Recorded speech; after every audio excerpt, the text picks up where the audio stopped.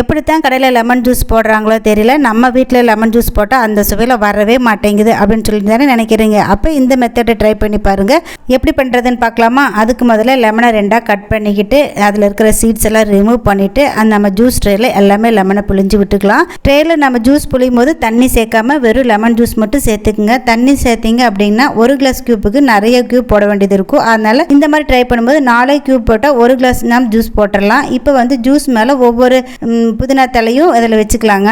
புதினாவை லெமனோட சேர்க்கும்போது அருமையான சுவையில் இருக்குங்க. எல்லா புதினாவும் வச்சுட்டு ஃப்ரீசரில் ஒரு 5 மணி நேரம் வச்சு நம்ம எடுத்துக்கலாம். இப்போ ஒரு 5 கியூப்பு ஒரு கிளாஸ்க்கு எடுத்துகிட்டு அது கூட கொஞ்சம் சர்க்கரை சேர்த்துட்டு நல்லா கலந்து விட்டுட்டிங்க அப்படின்னா சுவையான லெமன் ஜூஸ் ரெடி ஆயிரும். கடையில் கிடைக்கிற அதே சுவையோடு இருக்குங்க. இந்த லெமனும் புதினாவும் சேர்ந்த ஜூஸ் நல்ல புத்துணர்ச்சியும் கொடுக்கும். கடைகளில் கிடைக்கிற அதே சுவையில் இந்த லெமன் ஜூஸ் இருக்கும். பார்த்துட்டு அப்படியே இருந்துடாதீங்க, உடனே ட்ரை பண்ணி பார்த்துட்டு எப்படி இருக்குதுன்னு சொல்லிட்டு கமெண்ட்டில் ஷேர் பண்ணுங்கள். நன்றி.